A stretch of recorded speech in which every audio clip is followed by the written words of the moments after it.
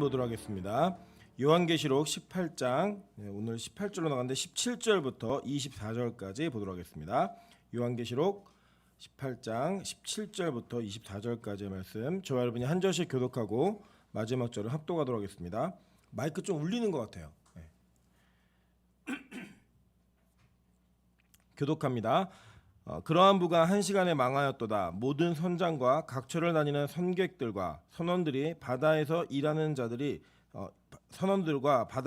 자들이 멀리 서서 그가 불타는 연기를 보고 외쳐 이르되 이 큰 성과 같은 성이 어디 있느냐 하며 티끌을 자기 머리에 뿌리고 울며 애통하며 외쳐 이르되 화 있도다 화 있도다. 이 큰 성이여 바다에서 배 부리는 모든 자들이 너의 보배로운 상품으로 치부하였더니 한 시간에 망하였도다.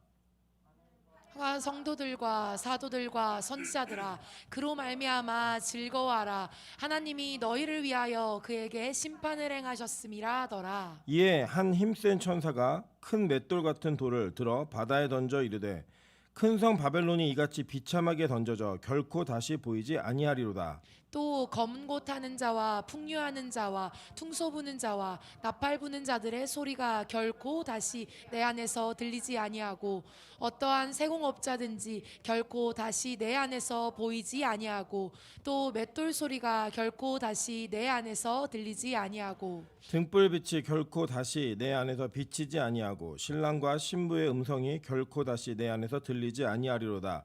너희 상인들은 땅의 왕족들이라. 내 복술로 말미암아 만국이 미혹되었도다. 선지자들과 성도들과 및 땅 위에서 죽임을 당한 모든 자의 피가 그 성중에서 발견되었느니라 하더라. 아멘. 네, 주변에 있는 분들에게 이렇게 한번 인사하도록 하겠습니다. 당신의 얼굴을 보니 행복해집니다.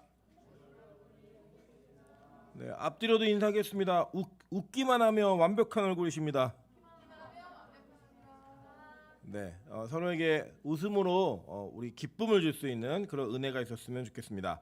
네, 오늘 요한계시록 81번째 강의 시간입니다. 18장 17절부터 24절까지의 말씀을 가지고 세상이 울 때 성도는 기뻐한다라는 제목으로 하나님 말씀 증거하도록 하겠습니다. 오늘 우리 여러분이 읽으신 요한계시록 18장은 바벨론이 어떻게 망하느냐를 설명해주고 있는 책입니다. 특별히 17장도 망하는 내용인데 17장은 정치적으로 권력적으로 이런 망하는 이념적으로 망하는 내용들을 설명해주고 있고 이 18장은 이 나라가 경제적으로 어떻게 이 바벨론의 나라가 멸망하게 되는가를 보여주고 있는 내용입니다. 우리 지난 시간에 살펴본 것처럼 땅의 왕들과 땅의 상인들이 어떻게 망하게 되는가를 보았습니다. 이 땅의 모든 자들은 바벨론과 더불어 행복을 추구하고 바벨론과 더불어 자신의 부를 치부하는 것, 그러니까 부를 축적하는 것에 집중하는 것을 통하여서 인생의 기쁨을 찾아갑니다. 그런데 하나님께서 반드시 바벨론 땅을 언젠가는 멸망시키실 것인데 그 멸망하는 날에 그렇게 치부하였던 모든 자들이 같이 멸망하는 그 가운데서 눈물을 흘리며 운다라는 거예요. 그래서 이 성도들은 그걸 보면서 우는 백성들이 아니라 그걸 보면서 기뻐하는 백성이다라는 것들을 지난 시간에 짧게 살펴보았습니다. 오늘은 그 망하는 같이 망하는 중에 있는 마지막 그 그룹인 바다에서 일하는 자들, 즉 무역상들에 대한 이야기를 보겠습니다. 제가 이제 요한계시록 강해를 하면서 더 명확하게 그리고 소신 있게 말씀드릴 수 있는 것은 이 요한계시록 전체는 구약의 기반을 반드시 두고 있습니다. 그래서 요한계시록에 나타나는 심판과 그 심판의 내용들이 전혀 무관한 내용이 아니라 갑자기 툭 튀어나온 내용이 아니고 요한만 받은 내용이 아니라 구약에 있었던 선지자들이 이 내용들을 받아서 기록을 했고 그 이야기한 것을 요한이 다시 한번 확인하면서 재확인을 통하여서 그 말씀들이 확실히 이루어진다라고 하는 것들을 다시 한번 증거하는 내용들로 연속되어져 있다라고 하는 것입니다. 그래서 요한계시록은 구약에 대한 배경을 제대로 이해하시고 구약을 제대로 읽으신 분들께는 너무나 쉬운 책이고 오류가 없이 해석할 수 있는 책입니다. 반면에 구약의 내용을 모르는 분들에게는 자기가 원하는 대로 해석을 할 수 있을 너무나 다양하고 상상적인 부분들이 많고 우리가 볼 때는 그 쉽게 그려지지 않는 이미지들이 너무 많기 때문에 이 요한계시록을 구약의 배경을 두지 않으면 제가 볼 때는 반드시 오류적 해석을 할 수밖에 없는 책입니다. 그래서 많은 분들이 어렵다고 생각하시지만 그 내용들이 구약에 기반이 되어 있음을 기억하시면 이것이 그렇게 또 어려운 책은 아니다라고 저는 보여집니다. 그래서 우리 성도들이 이 내용들을 좀 기억하셨으면 좋겠고, 제가 말씀드렸지만 저희 교회에 또 주중에 책이 한 권 왔거든요. 책이 한 권 왔는데 5분만 읽으면 인생이 바뀐다고, 투자하면. 그래갖고 제가 5분을 투자해서 인생을 바꿔보려고 봤더니 또 그런 내용이에요. 뭐 666, 뭐 베리치, 뭐 별자리를 보면 주님이 오실 때가 가까웠다. 뭐 이런 내용들 얘기하는데요. 여러분 절대 그런 내용들에 현혹되거나 흔들리지 마시고 하나님의 말씀의 기준과 뜻이 어디 있는지를 정확히 알므로 말미암아 우리 안에서 분명한 말씀에 대한 소신을 가지고 한 걸음 한 걸음 나아갔으면 좋겠습니다. 거기 기록된 내용을 보니까 제가 거짓 선지자더라고요. 그 얘기 안 하는 사람들 다 거짓 선지자라고 얘기하는데 여러분 그냥 믿으시면 됩니다. 제가 볼 때는 요한계시록은 절대로 그분들이 해석하는 방법대로 해석하면 안 됩니다. 왜냐하면 그것은 우리 안에 있는 하나님의 말씀을 너무나 우리가 하나님이 되어서 해석하는 내용입니다. 요새 그 화제가 되고 있는 박진영 씨도 그런 방법으로 해석을 하거든요, 성경을. 여러분 그런 내용들을 저희가 조금은 경계하고 주의 깊게 봐야 될 필요성이 있다라고 보여집니다. 어쨌든 그런 관점에서 오늘 이 무역상들에게 하나님께서 말씀하신 그 내용도 이미 성경에 기록되어 있는 내용입니다. 에스겔 27장 25절부터 35절 보도록 하겠습니다. 다시스의 배는 때를 지어 내 화물을 나르니 내가 바다 중심에서 풍부하여 영화가 매우 크도다. 내 사공이 너를 인도하여 큰 물에 이르게 하며 동풍이 바다 한가운데서 너를 무찔렀도다.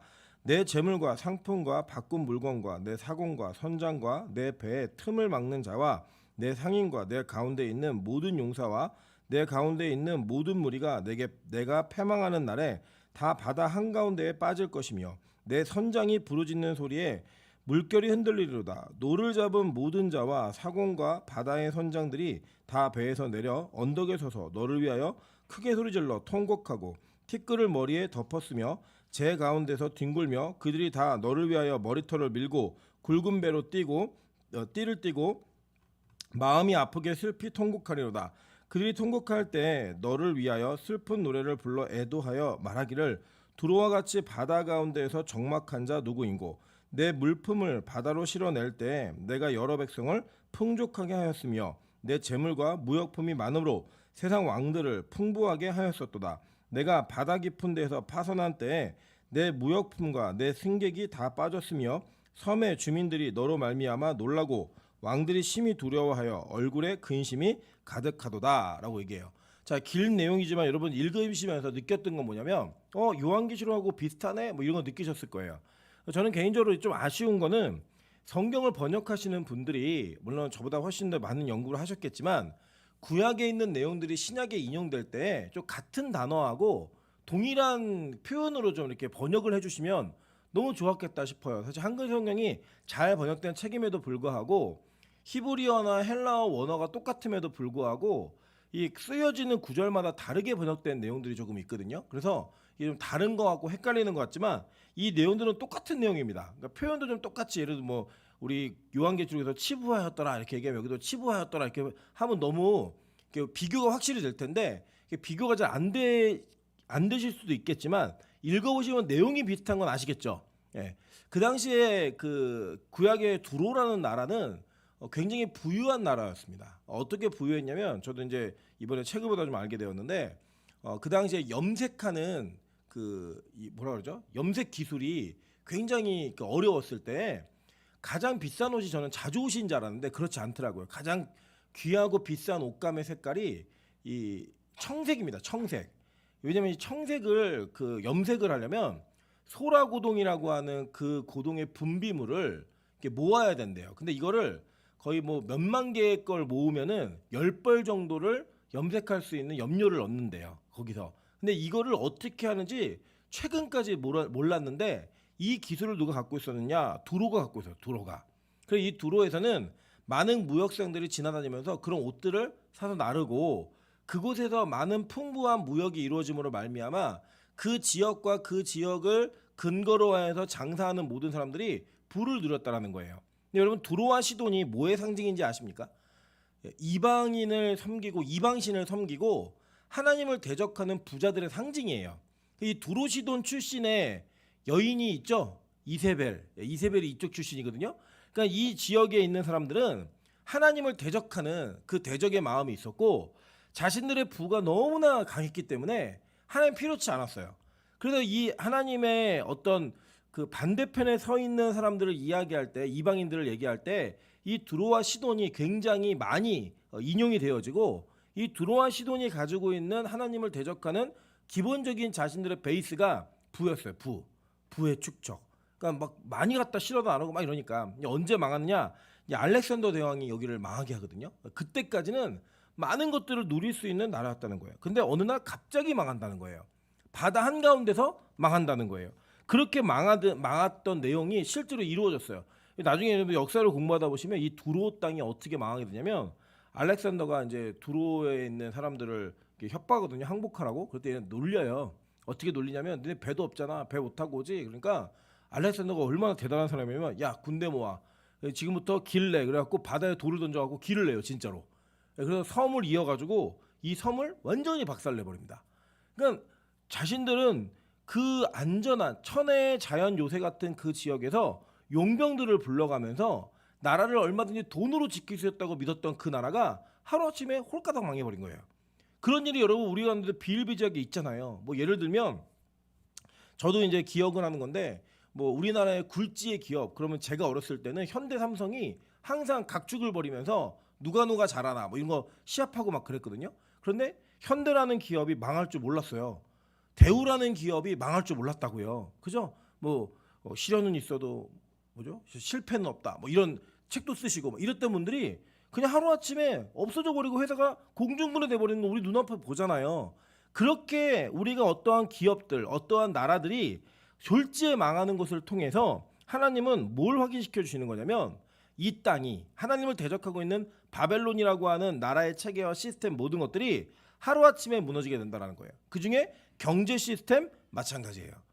여러분 요새 뭐 고물가, 인플레다, 뭐 스태그플레이션이 온다, 뭐 여러 가지 막 얘기도 하잖아요. 여러분 이렇게 어려울 줄 몰랐잖아요.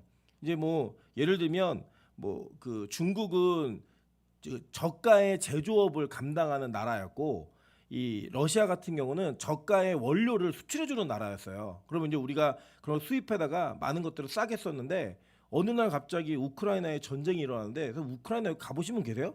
아무도 안 가보셨잖아요. 근데 그 우크라이나 전쟁으로 인해 나라가 전 세계가 다 어려워지는 이런 상황에 직면하게 됐다는 거예요. 그런 내용들을 바라보면 아 진짜 우리가 가보지도 못한 나라, 뭐 밀가루 잘 먹지도 않는 분들도 계시잖아요. 건강을 위해서 먹지도 않는 그 밀이 있고, 뭐 러시아산인지 뭔지도 모르고 썼던 이런 원유들, 이런 것들이 하루아침에 어떠한 사건을 계기로 와르르 무너지는 것을 통하여서 아 하나님의 나라가 임재할 때 진짜 이런 일들이 너무나 쉽게 벌어질 수 있겠구나. 우리가 상상할 수도 없는 방법으로 경제라는 시스템이 와르르 무너질 수 있겠구나. 그거를 여러분 이게 보여주는 거예요. 그래갖고 이 무역하는 사람들이 그 바벨론이 망하는 걸 보고 1시간 동안 망하는 걸 보는 거예요. 그러니까 이 1시간이 딱 원아워라는 개념이 아니라고 말씀드렸죠. 순식간에 망하는 걸 보면서 같이 보고 울고 있는 거예요. 애통하는 거예요. 이게 화이또다 이게 뭐였죠? 아이고 이게 헬라어는 우아이인데 아이고 하면서 어떻게 저 나라가 망하지? 이런 얘기 한다라는 거예요. 여러분 마찬가지입니다. 우리 성도들의 삶 가운데도 개인적으로도 마찬가지예요. 여러분 저는요 한국교회가 정말로 하나님께서 놀라운 은혜를 주셔서 100년 조금 넘는 기독교 역사에 세계에서 유례를 볼 수 없는, 찾아볼 수 없는 거대한 교회로 성장했습니다. 전 세계에서 가장 큰 교회 10교회를 꼽으면 그중에 6교회가 한국교회예요. 그 정도로 한국에 하나님께서 많은 부흥의 역사를 주셨어요.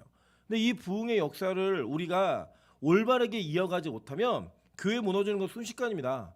영국의 부흥, 미국의 부흥, 우리 다 역사로 배우고 교회사로 배웠는데 그러한 교회들이 지금은 다 술집으로 변해있고 롤러스케이트장으로 변해있어요. 교회 건물은요, 교회 건물대로 지어놓으면 나중에 쓸 데가 없어요. 뭘 못 써요, 유용하게. 그리고 결국에 하는 건 뭐냐, 좀 고전의 미를 살린 술집, 이런 거 하는 거예요, 그냥.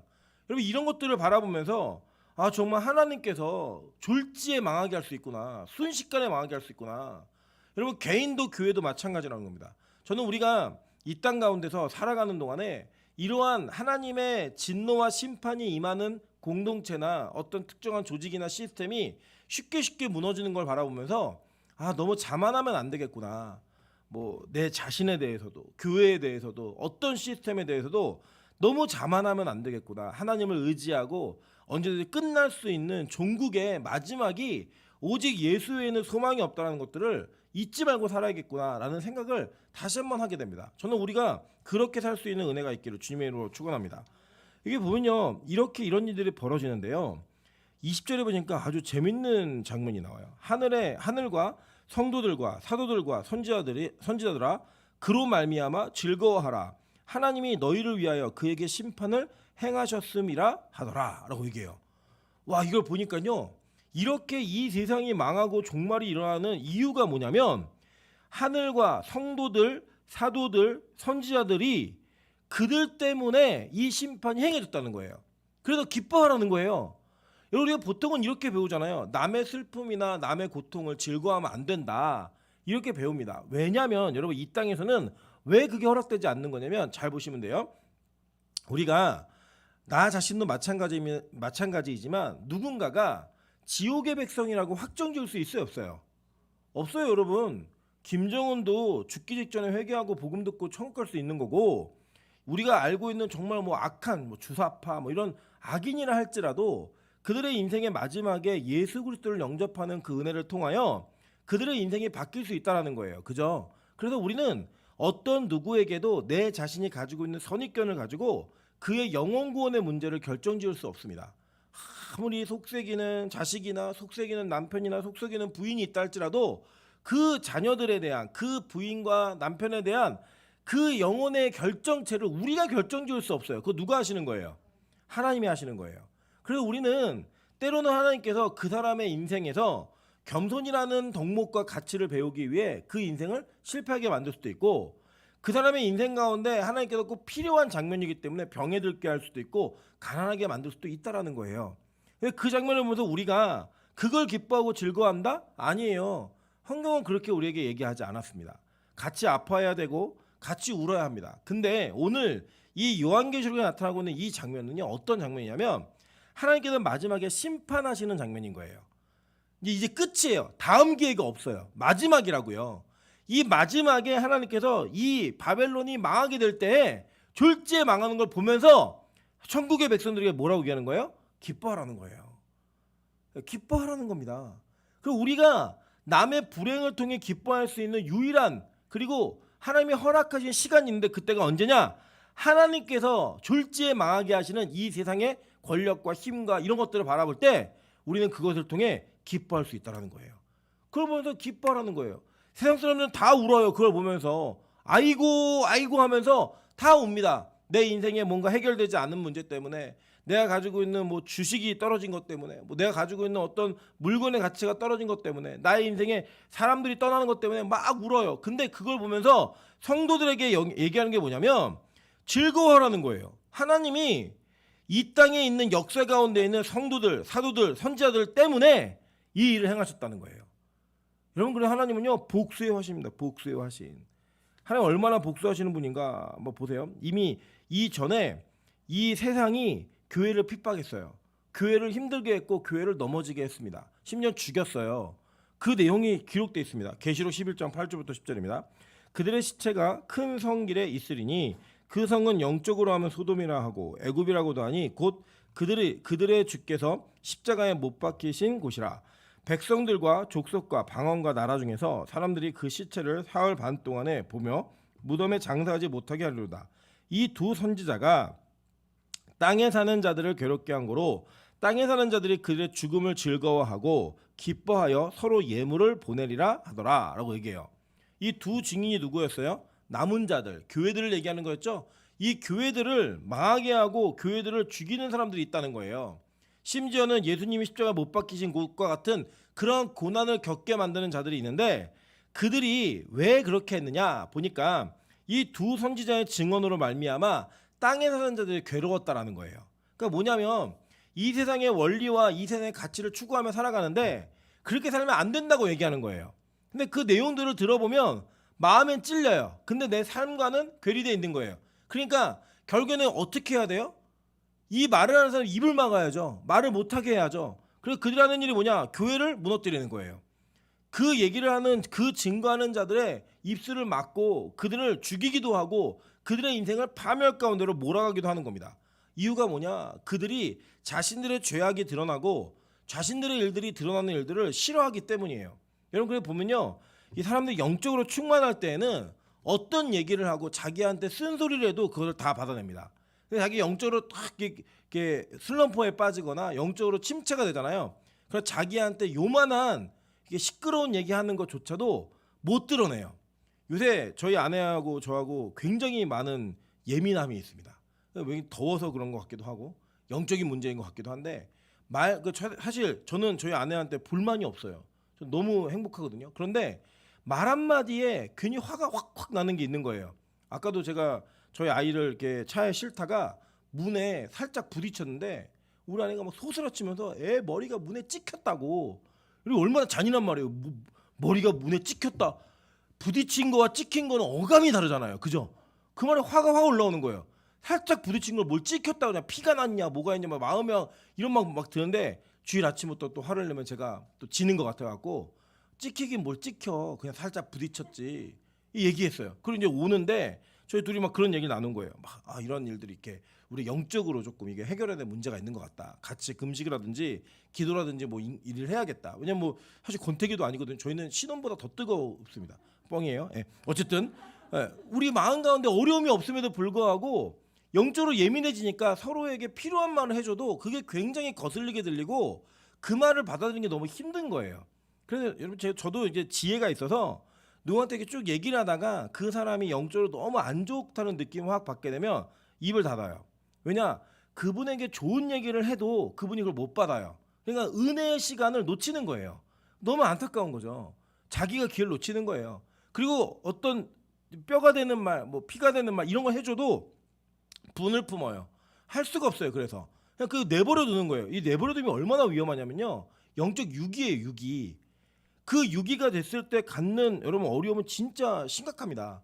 그러니까 여러분 결국 그렇게 하다 보면요. 이게 포기하지 않고 말을 하다 보면 서로 죽이는 사태가 벌어지는 거예요. 끝내 끊어버려야 돼요. 그래야지 행복하니까. 이 땅은 그렇다는 거예요.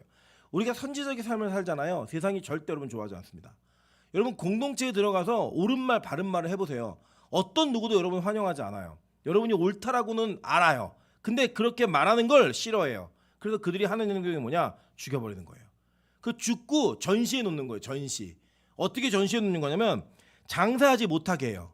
그래서 너희들 또 떠들면 다 죽여버릴 거야. 이거예요. 뭐 그런 거 있잖아요. 뭐 특정인을 얘기할 수는 없지만 뭐 검찰을 개혁한다, 뭐 한다, 검찰이 어떤 수사해요? 보복 수사해버리잖아요. 완전 한 가정을 박살내버리잖아요. 그래갖고 결국에 누구든 떠들어봐. 똑같이 만들어줄게. 전시해 놓는 거예요. 전시. 그걸 누가 했느냐? 세상이 교회에게 했다라는 거예요. 교회에게. 마귀가요. 이 땅의 세력은요. 그렇게 교회를 무너뜨린 이후에 절대 그것을 쉬쉬하지 않습니다. 공개해버려요. 어떻게 핍박하고 어떻게 죽는지. 네가 믿음대로 살면 어떻게 망하게 될지를 공개적으로 얘기해 주는 거예요. 공개적으로. 왜요? 그렇게 살지 말라고. 그러면서 서로 기뻐해요. 기뻐하고 서로 막 예물을 보내는 거예요. 그러한 일들이 이 땅 가운데 있었던 거예요. 계속. 근데 마지막에 하나님 어떻게 하신다고요? 이거를 복수해 주신다는 거예요. 복수. 계시록 6장 9절부터 11절 볼게요.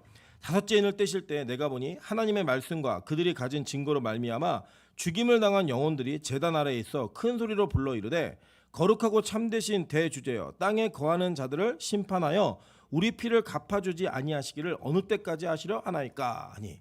그러니까 지금 천국에서도 어떤 말들이 있냐면 이런 말들이 있는 거야. 하나님 이 땅에서도 천국에도 동일하게 성도들이 뭐라고 얘기하냐면 하나님 이렇게 억울한 일을 당하는데 언제까지 진짜 보고만 계실 겁니까? 살아 계십니까? 이렇게 교회가 믿는 자들이 성도들이 괴로움을 당하고 고통을 당하고 있는데 지금 언제까지 참으십니까? 심지어는 순교를 당해서 천국에 간 백성들이 얘기하는 거예요. 하나님 언제까지예요? 언제까지? 그랬더니 뭐라고 얘기하세요? 각각 그들에게 흰 두루마기를 주시며 이르시되 아직 잠시 동안 쉬되 그들의 동무 종들과 형제들도 자기처럼 죽임을 당하여 그 수가 차기까지 하라 하시더라. 이렇게 얘기해요. 그러니까 뭐예요? 아직 남았다는 거예요. 이게 언제예요? 계시록 6장. 6장인데 이제 18장까지 온 거예요. 18장까지 와서는 하나님 어떻게 하시는 거예요? 이제 때가 찬 거예요. 그리고 뭐 하시겠다는 거예요? 이제 갚으신다는 거예요. 갚으신다는 거예요. 여러분 그래서 시편 37편 34절부터 36절 한번 볼게요. 여호와를 바라고 그의 도를 지키라. 그리하면 내가 땅을 차지하게 하실 것이라. 악인이 끊어질 때 내가 똑똑히 보리로다. 내가 악인의 큰 세력을 본즉 그 본래의 땅에 서 있는 나무 잎이 무성함과 같으나 내가 지나갈 때에는 그는 없어졌나니 내가 찾아도 발견하지 못하였도다라고 얘기해요. 뭐라고 얘기해요? 악인이 끊어질 때 네가 똑똑히 볼 거야라고 얘기하는 거예요. 그래서 여러분 이 땅 가운데서요 하나님이 악인이라고 여겨지는 사람들의 삶을 보면 우리 억울할 때가 있어요. 와, 저렇게 예배 안 드리고 마음대로 살아도 잘 사네. 나보다 더 잘 됐네. 나보다 훨씬 더 모든 것들이 다 뛰어나네 라고 하는 부러움과 선망을 할 수 있는 마음이 우리 안에 요소가 있어요 없어요? 있잖아요. 우리 그것 때문에 억울한 거잖아요. 매일 왜 나는 이렇게 예배를 드리며 살아야 되나, 왜 나는 이렇게 주일날 어디 가지도 못하나, 나는 내 맘대로 왜 못 사나, 그런 억울함이 있는데 하나님 얘기하시는 거예요. 걱정 마. 악인이 끊어질 때 네가 그걸 똑똑히 볼 거야. 그리고 그 끊어진 백성을 찾아내려고 할 때 아무리 찾아도 찾을 수 없어. 그런 흔적도 남지 않게 다 사라져 버린다는 거예요. 뭐 바람과 함께 사라지다 이런 영화 보지 마시고요. 문구를 쓰되 심판과 함께 사라지다. 악인들이 다 사라지는 거예요. 한 번에. 절대 찾을 수 없다는 거예요. 나홈 1장 2절부터 3절입니다. 여호와는 질투하시며 보복하시는 하나님이시니라. 여호와는 보복하시며 진노하시되 자기를 거스르는 자에게, 여호와는 보복하시며 자기를 대적하는 자에게 진노를 품으시며, 여호와는 노하기를 더디하시며 권능이 크시며 벌받을 자를 결코 내버려 두지 아니하시느니라. 여호와의 길은 회오리 바람과 광풍에 있고 구름은 그의 발에 티끌이로다 라고 얘기해요. 여러분 하나님이 어떤 하나님이에요? 보복하시는 하나님이래요. 보복하시는. 여러분 벌받을 자를 결코 내버려 두지 않는 하나님이시다 라고 얘기해요. 여러분 한국 땅에 이상한 복음이 들어와가지고 마치 하나님이 사랑의 하나님이고 다른 하나님은 아닌 것처럼 얘기하는 분들이 많이 계세요. 그래서 무슨 짓을 해도 다 용서가 돼야 되고 어떻게 살아도 절대 하나님은 우리를 뭐 심판하지 않으시고 우리를 체벌하지 않으신다. 성경에 써 있잖아요. 하나님 어떤 하나님이에요? 보복하신 하나님이라고. 보복하신 하나님. 여기 보니까 자기를 거스리는 자에게 여호와는 보복하시기를, 자기를 대적하는 자에게 진노하시기를 하신다는 분이에요. 반드시. 저는요 우리 성도들에게 하나님의 징계가 있기는 바랍니다. 왜냐하면 징계가 없으면 사생자예요. 우리가 보면요 보통 예를 들어 이런 거예요. 제가 길을 가다가, 요새 고등학생들 무섭잖아요. 무서운 고등학교 애들이 한 4-5명 모여갖고 담배를 피고 있으면 제가 걔네들한테 뭐라 할까요? 지나갈까요? 저는 불의를 잘 참습니다. 그런 불의를. 위험이 있으면 참고 지나가야 돼요. 근데 만약에 거기에 찬수가 같이 껴서 담배를 피고 있다. 그럼 제가 어떻게 해야 돼요? 가서 머리끄댕이를 끌고 와서 그냥 작사를 내야죠. 작사를. 왜요? 사랑하니까. 이유 딱 하나예요. 사랑하니까. 여러분 사랑하면 때리지 않는다? 누가 그래요? 사랑하면요 때리게 돼 있어요. 관심이 없으면 오히려 그냥 가만히 내버려둬요. 사랑하니까 하나님이 여러분의 인생에 간섭하시는 거예요. 여러분 그런 간섭은 있어야 돼요. 근데 문제는 뭐냐면 만약에 여러분의 그러한 하나님을 향한 하나님을 거스르는 태도로 인해 하나님이 여러분에게 진노하시고 보복하시기로 결정하셨잖아요. 이건 끝이에요. 이거는 더 이상이 없어요. 하나님은 사랑의 하나님과 동시에 공의의 하나님이시라니까요. 잊지 마세요 여러분. 하나님 무서운 분입니다. 그 하나님이 우리의 아버지시니까 우리가 그것을 사랑으로 받는 거예요. 하나님이 마지막에 이 땅을 멸하겠다라고 작정하셔서 종말의 때가 오잖아요. 그때 맞는 거는요 사랑의 매가 아니에요. 그때는요 진노와 보복과 심판의 매예요. 다 죽는 거예요. 그렇게 이 세상을 멸절하시겠다는 거예요. 이 세상을 끝내버리시겠다는 거예요. 왜요? 택함 받은 저와 여러분 같은 자녀들을 위해서. 이게 얼마나 어쩌? 이게 반전이잖아요. 그냥 말 안 듣니까 너는 다 죽인다 이게 아니고 누구를 위해서요? 성도들을 위해서, 선지자들을 위해서, 교회를 위해서 하나님이 그 일들을 반드시 이루겠다 하시는 거예요. 그럼 뭐예요? 갚아주시는 거예요. 갚아주시는 거예요. 그대로 갚아주시는 거예요. 그럼 여러분 보세요. 이렇게 은혜를 입은 자들에게는 어떠한 변화가 있냐면 이사야 51장 11절부터 12절입니다. 여호와께 구속받은 자들이 돌아와 노래하며 시온으로 돌아오리니 영원한 기쁨이 그들의 머리 위에 있고 즐거움과 기쁨을 얻으리니 슬픔과 탄식이 달아나리이다. 이르시되 너희를 위로하는 자는 곧 나이니라. 너는 어떠한 자에게 죽을 사람을 두려워하며 풀같이 될 사람의 아들을 두려워하느냐라고 얘기해요. 하나님이 뭐냐면 징계로 끌려간 이스라엘 백성들은 다시 돌아오면서 이 노래를 부르는 거예요. 이사야는 아직 망한 때가 아니거든요. 근데 이사야가 얘기한 게 뭐냐면 너희들 하나님 말씀 듣지 않으면 망할 거야. 포로가 될 거야. 근데 그곳에서부터 하나님이 너희를 끌어내셔서 마지막에 오히려 너희를 끌고 갔던 나라들을 망하게 하시고 너희들을 시온으로 돌리실 거야. 이 얘기하시는 거예요. 여러분 찬양 아시죠? 주께 구속된 자들이 돌아오네. 시온으로 오면 오래하네. 그 머리 위에 영영한 기쁨을 쓰겠네. 이거예요. 이 찬양 여기서 나온 거예요. 우리가 시련과 고통과 아픔이 있지만 그곳으로부터 하나님 반드시 택한 자들을 돌려오신다는 거예요. 언제요? 마지막 때, 심판의 때. 그래서 그 모델로서 이스라엘이라는 나라를 세워가지고 그 나라가 포로가 됐다가 그대로 돌아오는 걸 보여주신 거예요.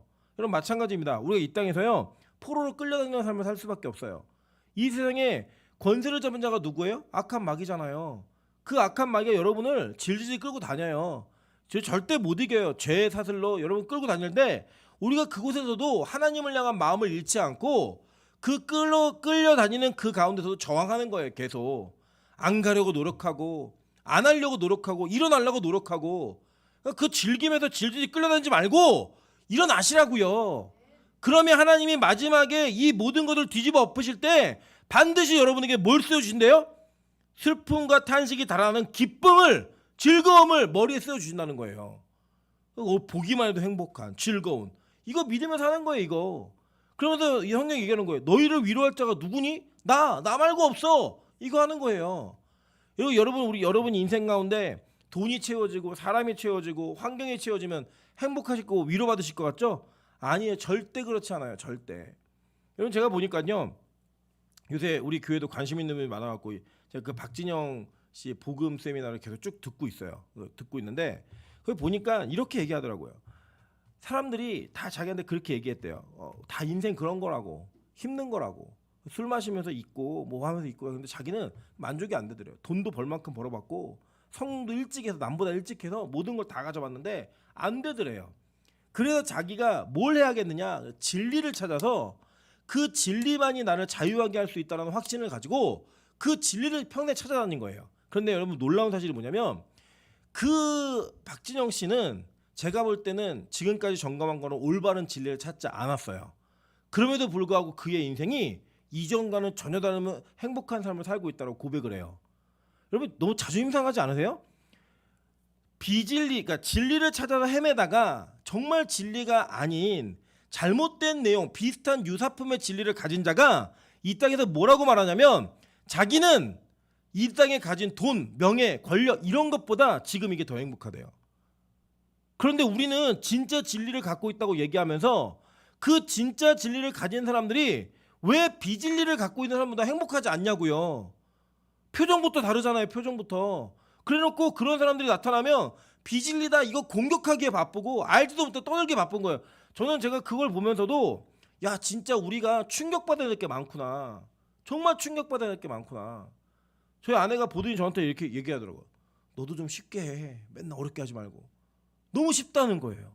쉬우니까 그 내용이 다 들어와가지고 그게 가슴에 탁탁탁 귀에 탁탁 박히더라는 거예요.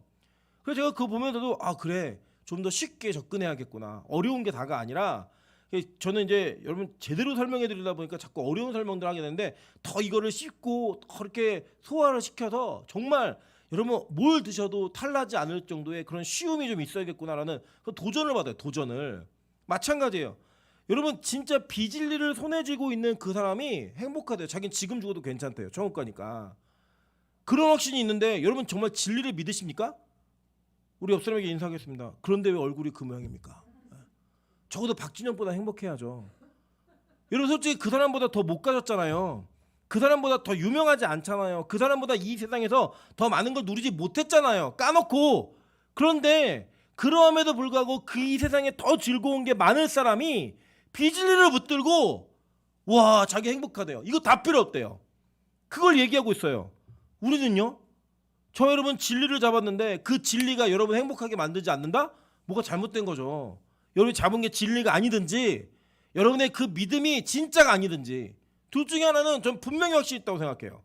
그래서 여러분 우리는 이 땅에 이 세상에 망할 것들을 기대하고 망할 것들을 손에 쥐었기 때문에 행복하고 즐거운 삶을 사는 존재들이 아니에요. 오늘 설교 제목처럼 우리는요 세상이 그것들을 잃어서 울 때 우리는 그것 때문에 기뻐해야 되는 존재라고 성경 우리에게 가르치고 있다는 겁니다.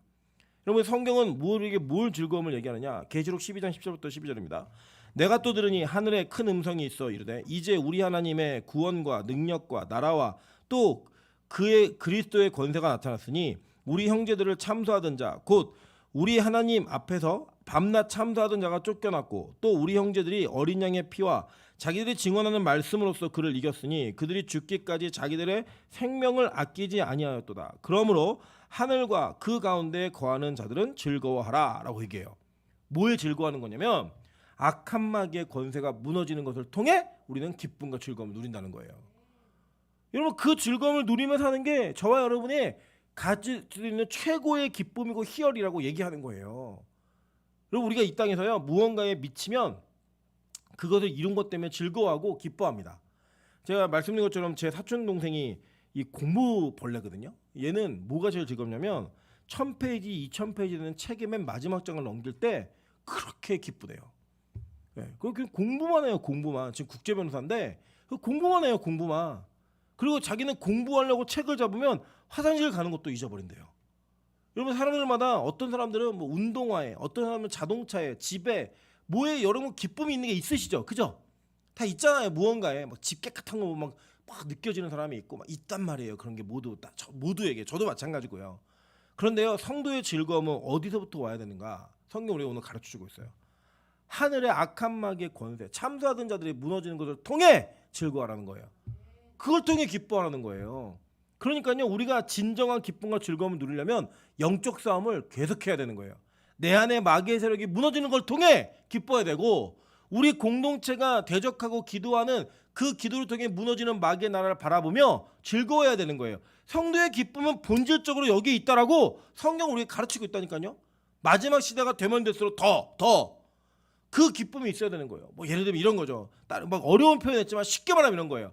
여러분이 예배를 드리다가 기도를 하면서 그 기도의 문이 열려서 하늘의 권세를 뚫어버리는 기도를 했을 때 집에 들어갈 때 우와 대박, 오늘 진짜 대박. 여러분이 예배를 드리다가 말씀이 귀를 들어와서 우리 죄인된 귀가 듣지 못하고 가리워졌다가 열려서 그 말씀이 나를 뚫고 들어와서 내 영적 수술을 감당해냈을 때 우와 대박, 진짜 오늘 말씀 대박이었다. 이 기쁨이 있어야 되는 거예요. 제가 가끔씩 저희 어머니를 보면 민망할 때가 있어요. 저희 어머니가 설교를 하고 내려오셔가지고 만나는 사람마다 오늘 설교 대박이지 맨날 그 얘기하세요. 근데 제 이유를 아는 게 뭐냐면 저희 어머니는 설교를 이렇게 막 원고를 쓰고 준비하시는 분이 아니에요. 그 강단에 올라가서 자기도 무슨 말 하는지 몰라갖고 그 설교를 하고 나서 집에 들어와서 그 설교를 또 들으세요 혼자. 그러면서 얘기하는 거예요. 대박이다 얘기하시는 거예요. 대박이다.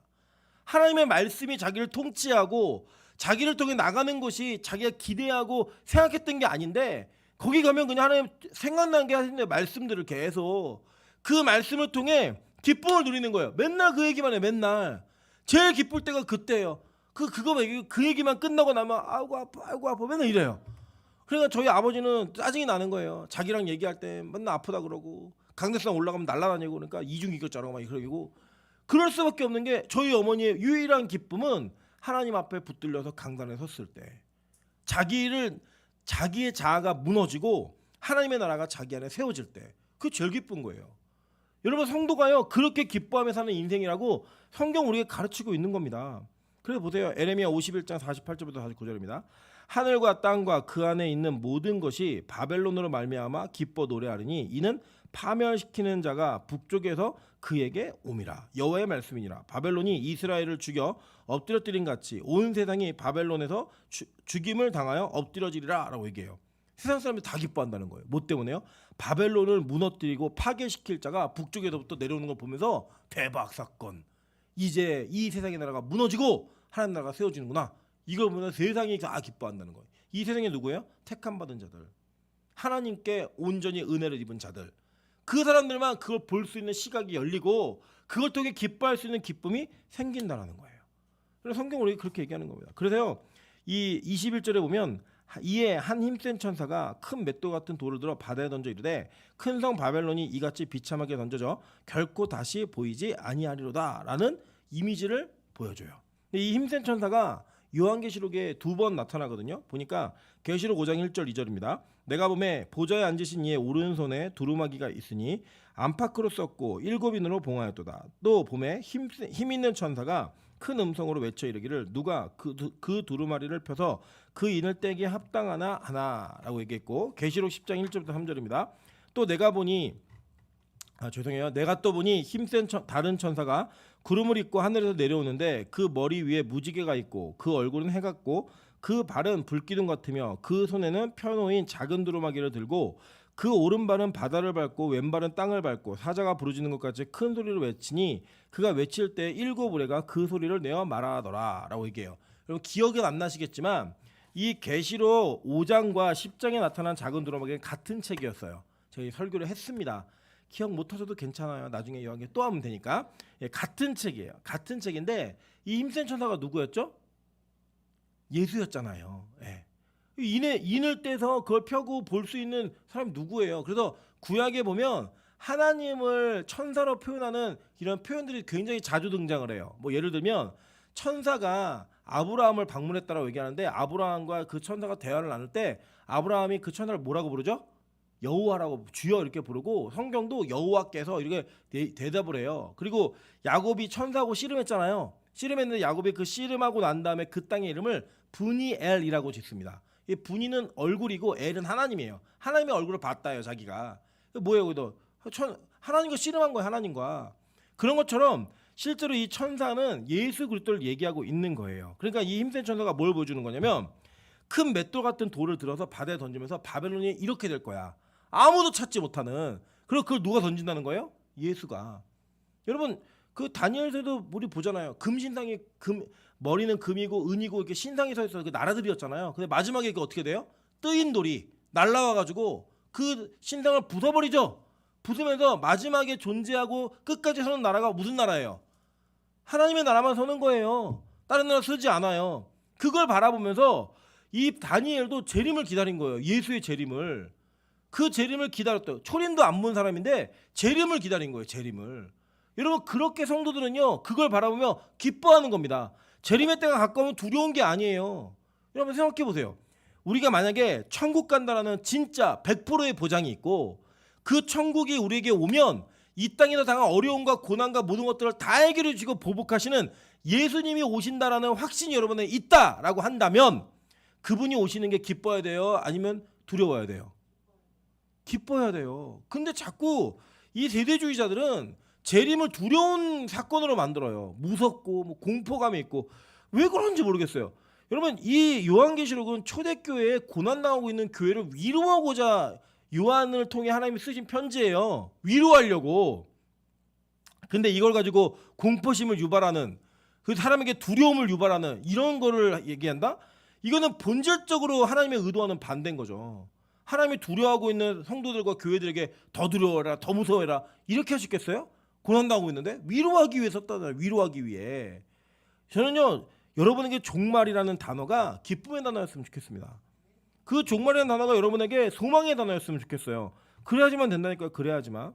그래 보세요. 에레미야 51장 60절부터 64절입니다.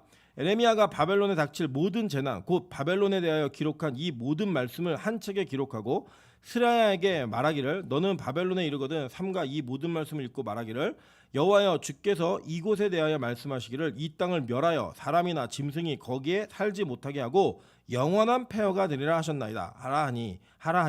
하니라 너는 이 책 읽기를 다한 후에 책을 돌에 매어 유브라데 강 속에 던지며 말하기를 바벨론이 나의 재난 때문에 이같이 몰락하여 다시 일어서지 못하리니 그들이 피폐하리라 하니라. 에레미야의 말이 이에 끝나니라. 에레미야 시대도 동일하게 이미지 똑같잖아요. 그죠?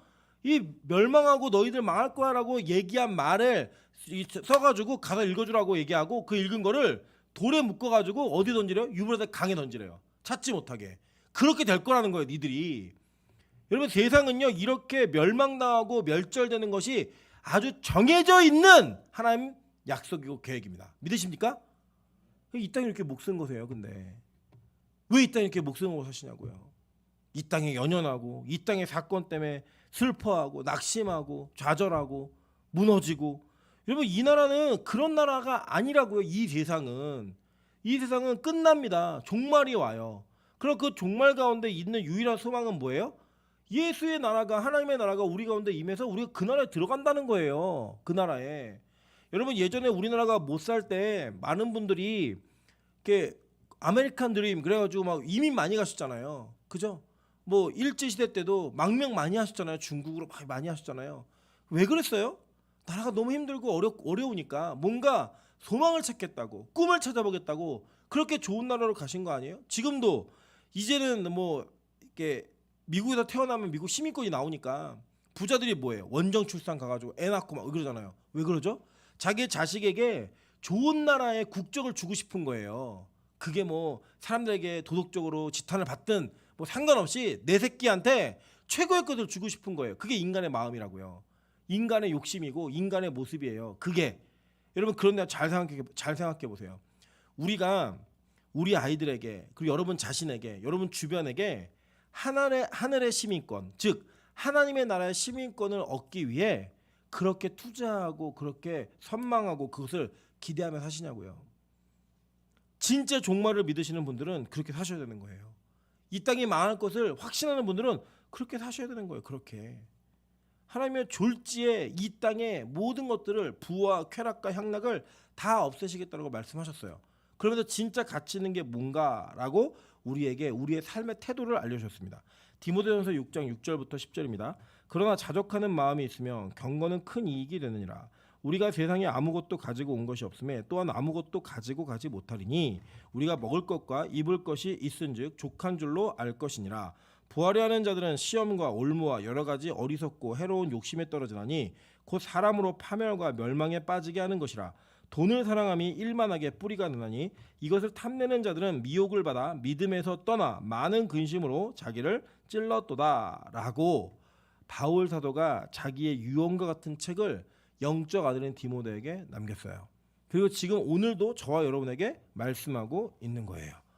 여러분 그래서 우리가 이 땅을 사는 동안에 우리가 이 세상 속에서 매 순간마다 매 시간마다 하나님과 더불어 섬기고 있는 것이 있진 않은지 고민해 보셔야 되는 거예요.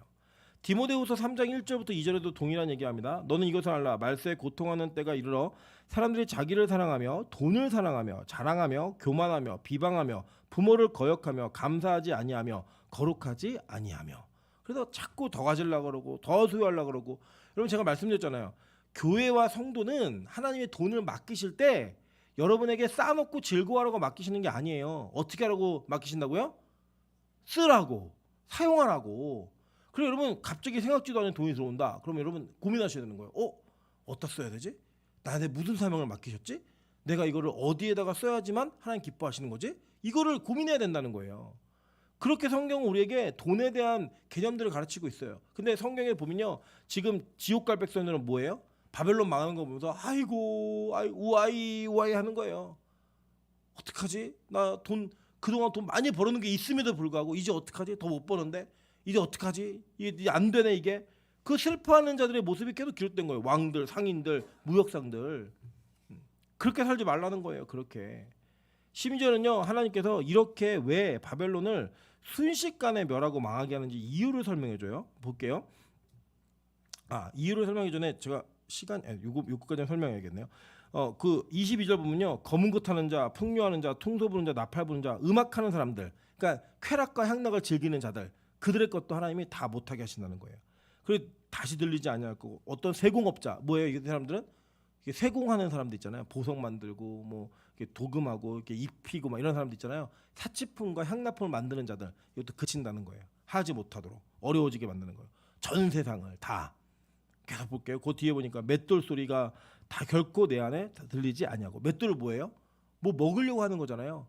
예. 근데 이 맷돌로 간다는 거는 조금 이게 뭔가 음식을 더 이렇게 조리해서 먹는 거죠. 예를 들면 지금 젊은 세대들 중에는 떡 좋아하는 애들 별로 없거든요. 근데 우리 어르신들 중에는 떡을 굉장히 좋아하세요. 이유가 뭐냐면 예전에 떡은 부유한 사람들이 해먹는 음식이었잖아요. 야 쌀로 떡을 해먹어? 먹기도 바쁜데? 뭐 이래갖고 이 떡을 하는 집은 부의 소유였다고요. 그 상징이었다고요. 근데 그 맷돌도 마찬가지거든요. 이 맷돌 가는 거는 뭔가 다른 음식을 만드는 거예요. 곡식을 가지고.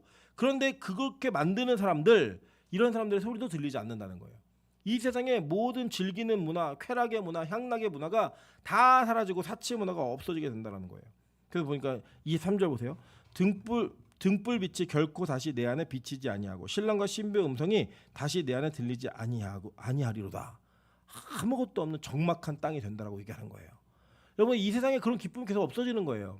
안 채워지기도 하고 하나님이 그거를 채우지 못하게 환경도 바꾸시는 거예요.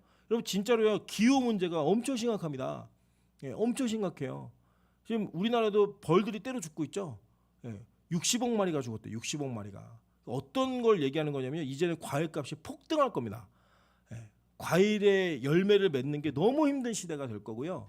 먹는 것도 힘들어질 거고, 이제 뭐 결혼도 우리나라의 어떤 집값만 이런 것 정도 얘기하는 게 아니에요.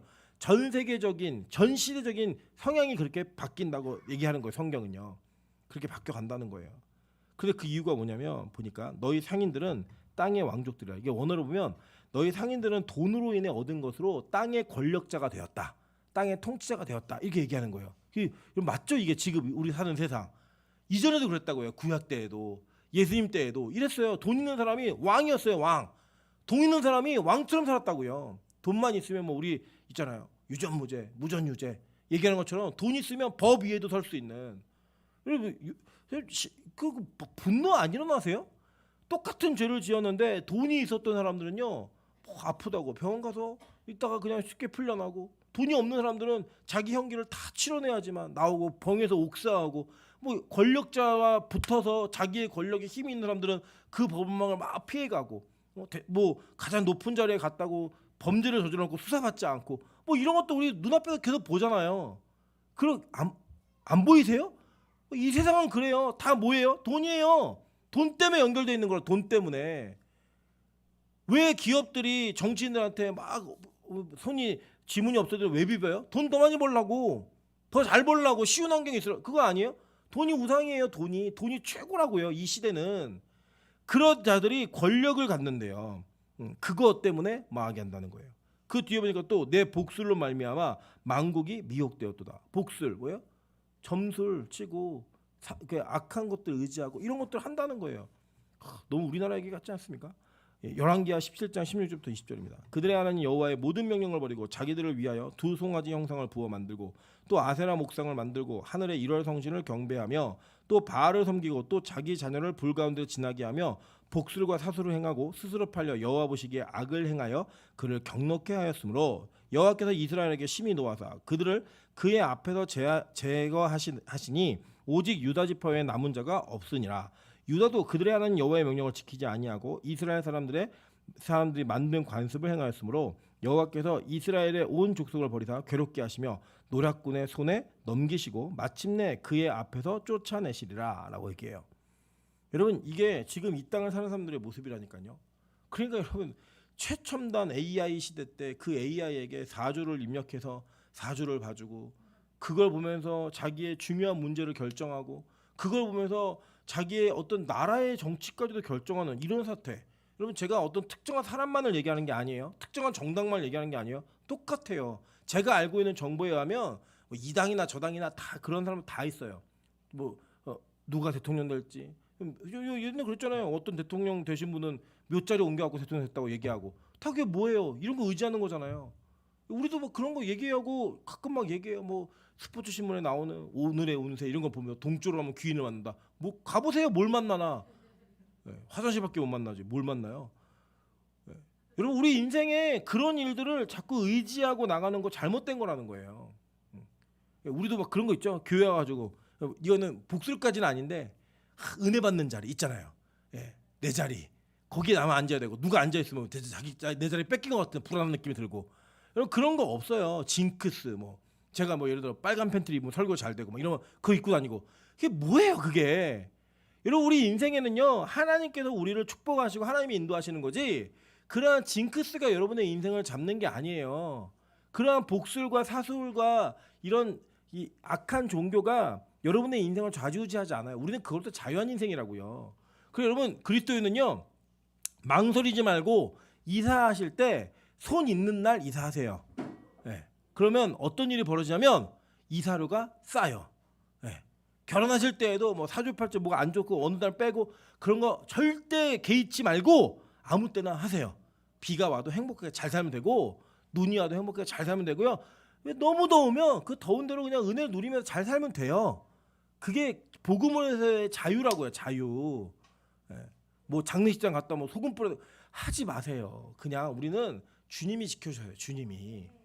그런 거에 대해서 자유로움을 누리며 사는 게 우리의 모습이라고요. 그래서 결정적인 이유가 뭔지 아세요?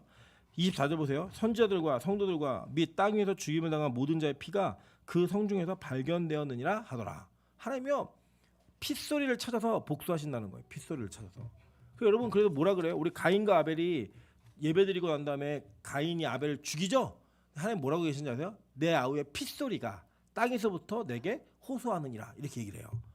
네. 피에는 생명이 있으니까 호소한다고 얘기하거든요. 그래서 보시면요. 마태복음 23장 35절부터 36절입니다. 그러므로 의인 아벨의 피로부터 성전과 제단 사이에 너희가 죽인 바갈의 아들 사갈의 피까지 땅 위에서 흘린 의로운 피가 다 너에게로 돌아가리라.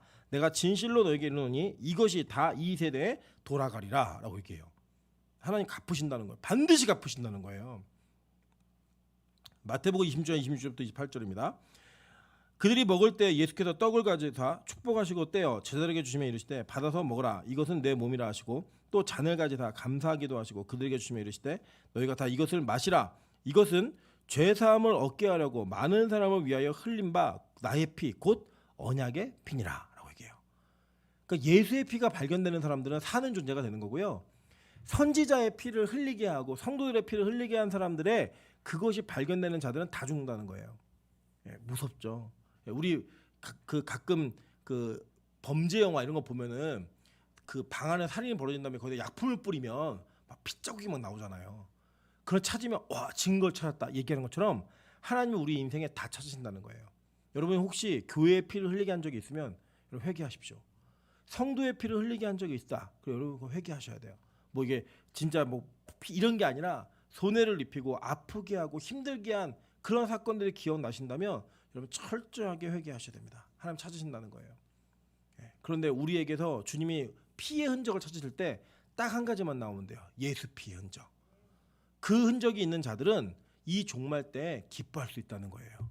저는 우리 빛과소금교회 성도들이 주님 오시는 날에 다 같이 한 자리에 모여서 파티했으면 좋겠어요. 기쁘다. 너무 기쁘다. 막 이거. 네. 여러분 제가 우리 재작년이죠. 우리 그 코로나 때문에 크리스마스 때 못 모였는데 각 방마다 윷놀이 시켰는데 윷놀이 하시면서 원하는 그 도가 나오고 원하는 개가 나오고 원하는 뭐가 나오니까요. 방마다 소리를 지르시는데 제가 너무 보기 좋았어요. 근데 여러분 주님의 재림 때는 우리 모든 성도가 다 그것보다 더 큰 소리로 주님을 환영했으면 좋겠어요. 기뻐했으면 좋겠어요. 여러분 우리는요. 세상이 올 때 기뻐하는 존재입니다. 우리 세상이 올 때 기뻐할 수 있는 특권을 받은 존재예요. 그렇게 기쁨으로 살 수 있는 저와 여러분 되시기를